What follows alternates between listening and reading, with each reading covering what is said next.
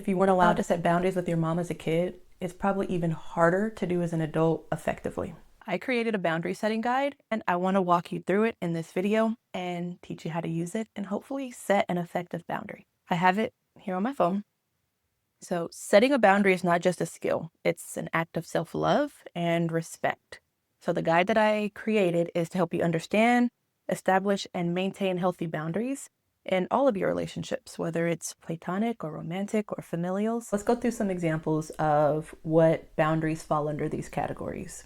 So physical boundaries can be physical touch or just closeness to other people, like actually giving hugs or not giving hugs, or privacy needs. And time and energy boundaries can be how you spend time with people, how much time you spend with them, and also about yourself when you know you need to rest, when you need to stop doom scrolling, when it's time to actually get ready for bed, those kind of things.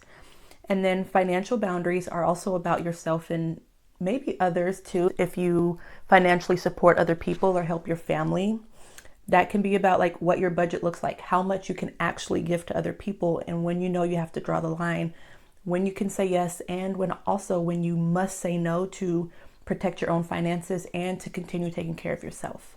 In my perspective, a lot of boundary teaching on social media that is happening at the moment is very basic and kind of entry level. It's teaching you how to say no. If you learn how to say no, then you can learn how to set boundaries. But that doesn't actually help you remain in community with people. That doesn't help you build effective and healthy relationships. That's just teaching you, I guess, how to put yourself first, but it's also helping you keep other people out. I want to teach you how to set boundaries in a way that keeps your relationships healthy, keeps you in community with other people, but does protect you and keep you safe. I believe that every boundary starts with a need. If you're setting a boundary, it's because you have a need that you're trying to get met, or there's a part of yourself that you're trying to protect. So boundaries are going to fall into these 3 steps when you're creating them. First, identify the need. What are you trying to get met by setting this boundary? What feels uncomfortable? What's draining your energy? What makes you feel unsafe or disrespected? What need are you trying to get met, or what part of you are you trying to protect? Answer that question first. Second, you're going to define the boundary. What specific limit would you like to address with this boundary, and how will this boundary protect you? Okay, what behavior needs to change? What do you need from other people? The boundary is going to be what gets that need met. So we've identified the need. The boundary is what's going to get that need met for you.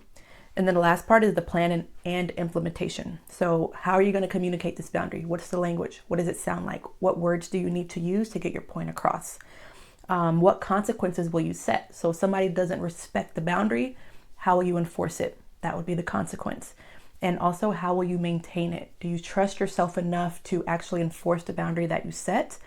Are you going to be good at protecting yourself and giving people a chance to actually learn this boundary? And are you going to feel confident actually saying it and repeating yourself and going through the steps to actually maintain the boundary that you know you need? Now, once you actually set a boundary with somebody, you're going to have to maintain it and enforce it at times. So you want to give the other person you just set a boundary with time to get used to the boundary. It's new for you, and it's also new for them.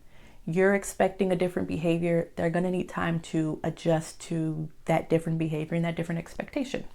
So give your people some time. Just because there's a little bit of pushback or because somebody's not immediately following it right away doesn't mean that they don't respect you or love you or care about your boundary. Sometimes people need time to adjust. Now, you may experience people who just don't care about your boundary and are overstepping and crossing the line.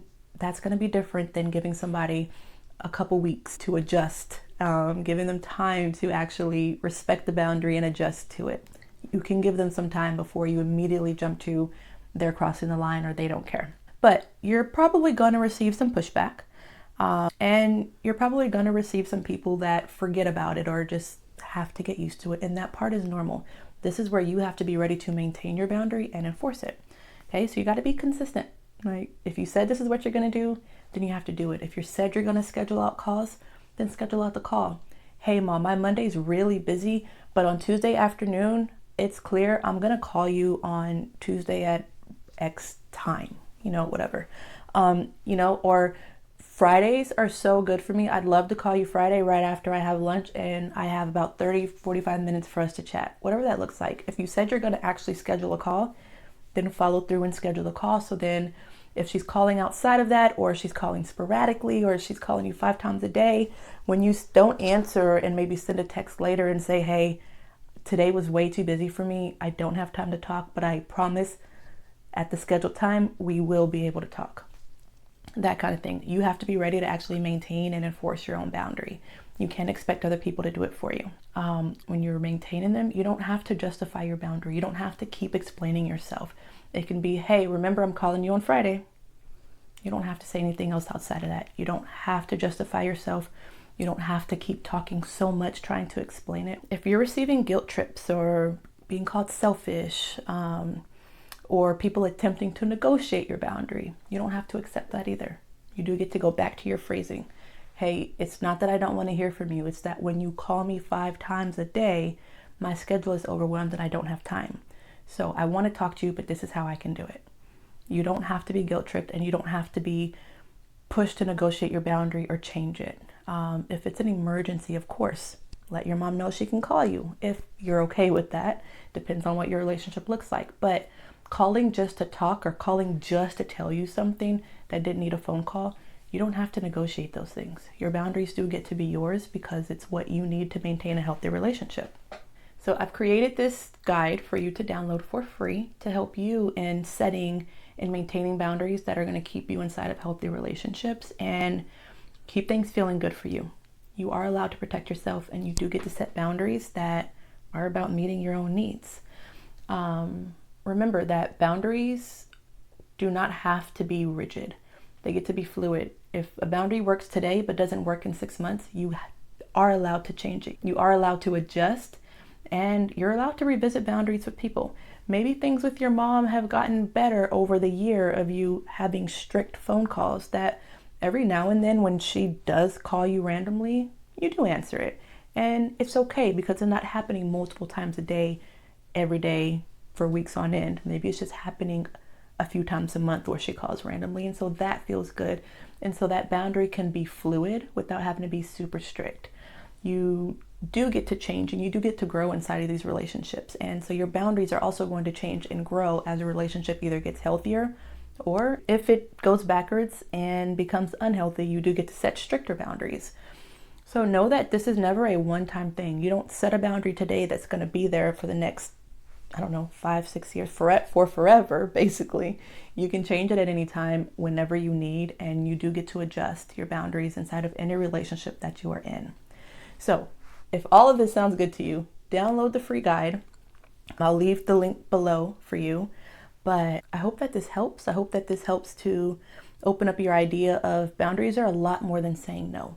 We do want to be in relationships. We do want to be in community with people, and we don't want to push people away by having boundaries that are like a fortress and keep other people out. We want to be able to let people in while also remaining true to ourselves and what we need and what we desire. Oftentimes people are using boundaries to control other people's behaviors, and that wouldn't actually be setting a boundary. That would be making a request.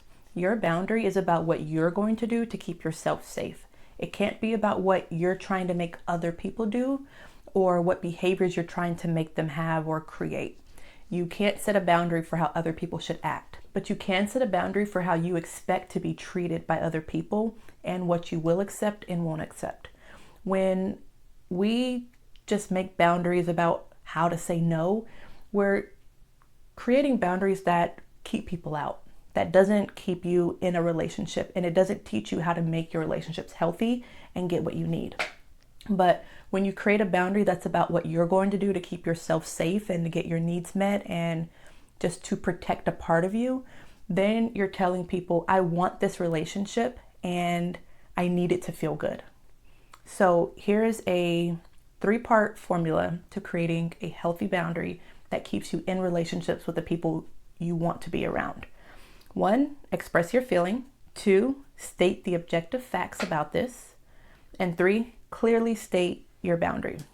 So, for example, if we're setting a boundary with family, maybe specifically with your mom, here is an example. I feel overwhelmed when you call multiple times a day without warning.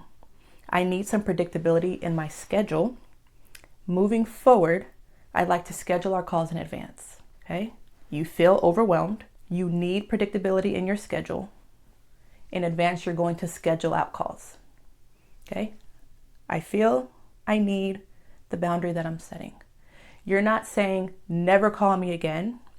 You're not saying, I never want to hear from you again. Or you're not saying no to phone calls. You're saying, I want to hear from you, but you calling multiple times a day is overwhelming me and my schedule, and I can't really keep up. This is how I can make sure we can have phone calls and how I can make sure that we're able to communicate and talk to each other. You're setting a boundary for yourself.